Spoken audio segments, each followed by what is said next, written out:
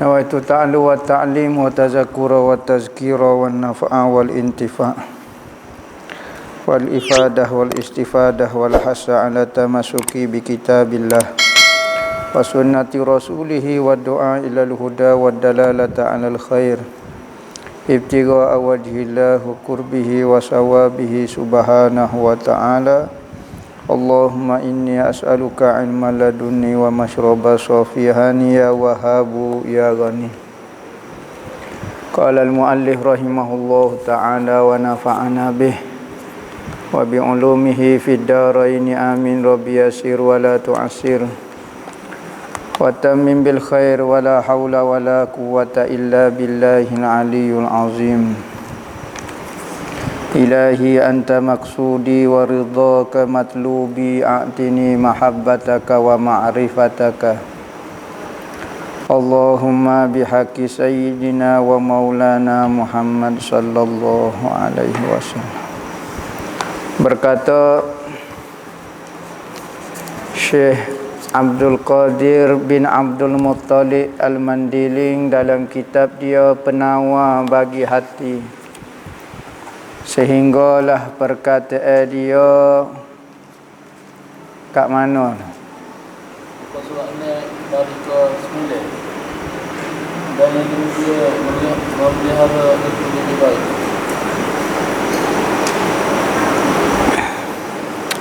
Dan yang demikian memelihara itu lebih baik bagi mereka itu, terjemuh dia ni. Zalika azka lahum innallaha khabirum bima yasnaun. Bahawasanya Allah Ta'ala sangat mengetahui akan batin yang mengerjakan mereka itu akan dia semacam dengan zahirnya. Yakni Allah Ta'ala mengetahui kelakuan batin bagi hamba itu sebagaimana kelakuan zahirnya. Jelas nyata bagi Allah, tidak ada sembunyi-sembunyi lagi. Perbuatan batin bagi manusia seperti zahir bagi Allah, yakni sama sahaja. Sebab itulah kita sebagai hamba kena jaga dua-dua. Zahir kena jaga, batin kena jaga. Sebab itulah ajaran yang dibawa oleh Nabi Muhammad. Ajaran inilah yang paling sempurna.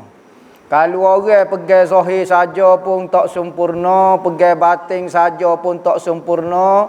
Tuhan nak tengok zahir dan batin kita molek belaka. Maka membalas ia Allah akan mereka itu atasnya. Apabila Tuhan tengok zahir dan batin kita, maka Tuhan akan balas. Hak zahir Tuhan balas cara zahir, hak batin Tuhan balas cara batin. Jadi Tuhan balas dua-dua. Hak zahir Tuhan balas, hak batin pun Tuhan balas.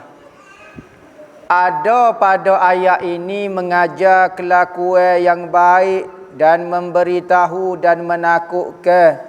Maka ada pun mengajar adab. Dalam ayat Quran ni pertama suruh ajar adab. Ajar adab lagu mana? Firman Allah Ta'ala. Apa tu?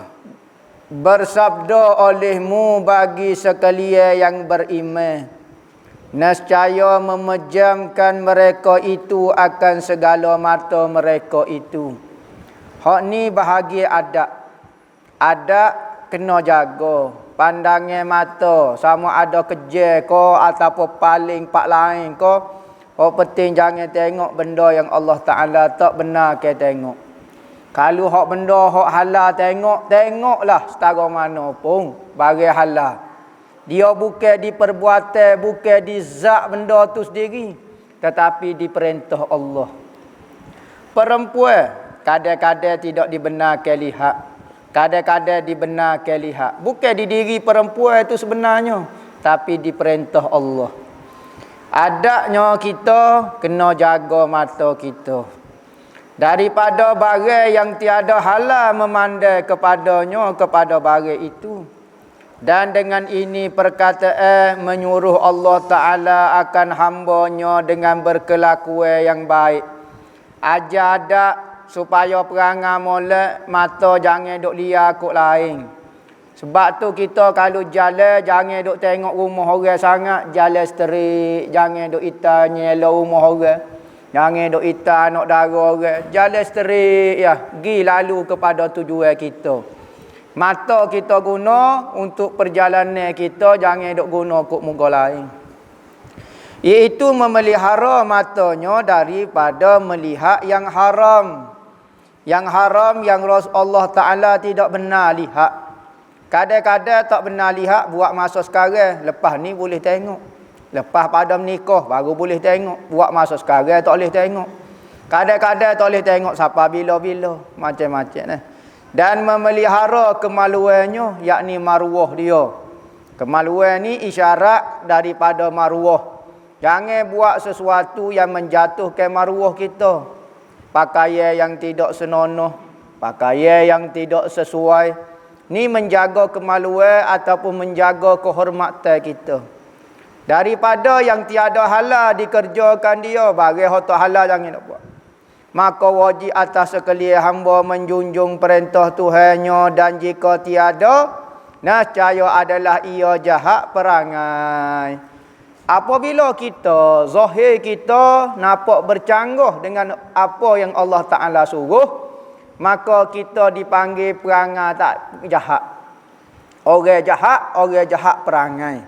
Nah, hak dalam hati tak seduk bahas, hak zahir tu. Kalau mata duk liar koseh-koseh, tiba-tiba kata hati hamba bersih. Tak. Kok zahirnya, hamba nampak demo ni perangai tak berapa nak berjuruh. Mata duk hitam, nak darah orang, labga apa dia bagi, hotak molek labga ni duk tengok. Maka secara zahir, demo perangai demo, adab demo ni tak ada. Dan patut ia dimurkai dan diseksa.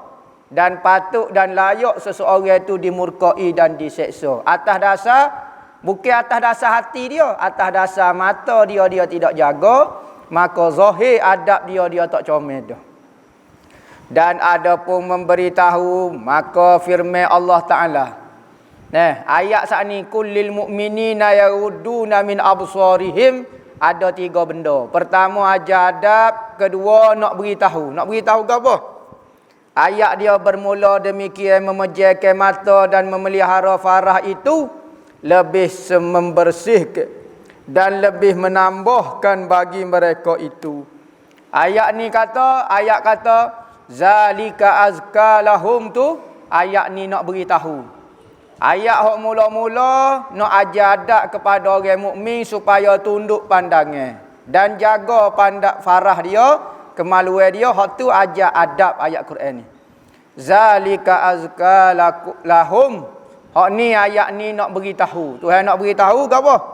Nak kata dengan kita jaga pandangan mata itu lebih bersih, lebih murni, lebih ikhlas dengan Allah Ta'ala.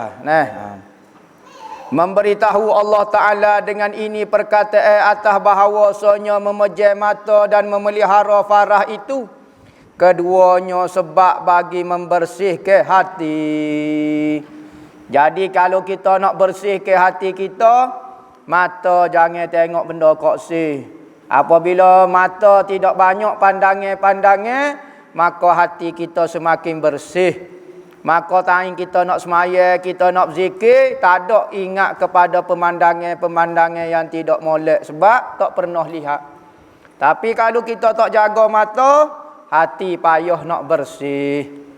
Tidak hati dulu bersih baru anggota. Ya, tetapi hati akan jadi kotor jika anggota mengotori dia. Anggota buat maksiat, hak kotornya bukan tangan tu, hati turut memberi kesan. Nabi kata siapa dia yang buat maksiat, maka tertitiklah satu titik hitam di hati dia. Maksiat tu hati tu jahat dah. Papu tangan buat, apabila tangan buat maka tertitik satu titik hitam.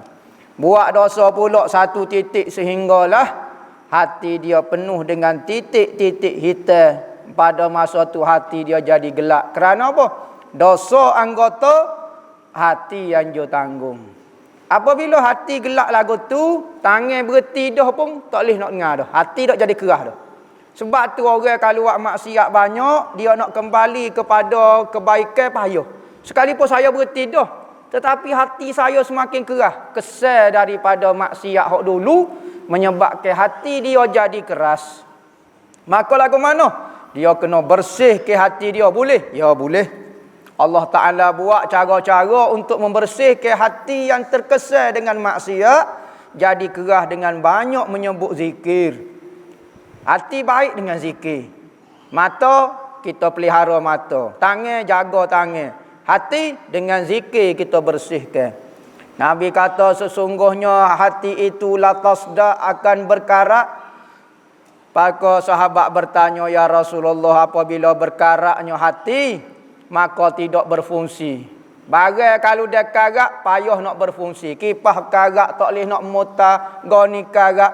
Maka kena cuci karat dia, maka baru dia boleh berfungsi dengan laju, dengan molek. Maka hati apabila karat banyak ke berzikir. Hati kita ni banyak benarlah karat dia nya. Cukup kodok 100 hari, tak cukup. 200, tak cukup. 300, zikir slow-slow, tak padan. Kena zikir derah-derah, biar pecah hati kita sekali. Masuk dalam majlis zikir, sebut nama Tuhan dengan sangat derah, teras sebut sekali. Allah, habis nafas kita sekali, biar hati kita rasa panas, biar pecah sekali. Pop. Masa pecah tu kita rasa panas. Oh, dia panas. Pada masa tu jangan minum air, katanya ulama. Hati yang tengah pecah tu biar gitu. Kalau kita minum air, lepas berzikir, dia akan jadi kejut nyetok. Zikir ni panas. Kalau zikir biasa, la ilaha illallah, tak tahu kok mana, tidur pun ada. Maka orang yang pakar dalam mencuci hati ni dipanggil orang sufi, orang tarikat. Maka dia bahagia cuci hati ni. Masuk dalam majlis dia, supaya dia letak hati kita gini, pakai katok. Allah, pun katok. Pun, maka hati ni kadang-kadang kerah. Kena katok kuat suara kita. Allah, la ilaha illallah. Betul-betul kita tuju di hati kita. Lama-lama dia sikit-sikit ke hari itu. Lama-lama dia pecah. Tubik hati sebenar. Hati yang kena Tuhan, hati yang nurani sungguh. Ada nur, ada cahaya. Nah, lo ni tak nampak apa, duduk gelap, tak tahu alik-alik jatuh. Maka hati yang karat lagu ni sangat susah, sangat payah nak jadi baik. Adalah alasannya nak jadi baik. Nah, tetapi apabila hati dah bersih dah, orang biasa ya, tetapi kelakuan sifatnya sangat baik. Tak syarat orang alim, tak syarat ustaz, tak syarat gapo. Apabila hati bersih, perangai jauh selalu. Tapi kalau hati dia berkarat, jubah besar, serban besar pun tak dengar kata orang. Kerah kepala. Ada riak, ada ujub, ada sombong, ada takabur. Maka Nabi raya dengan perbuatanmu jaga mata dan kehormatanmu, hatimu akan jadi bersih. Wa zalika azka lahum.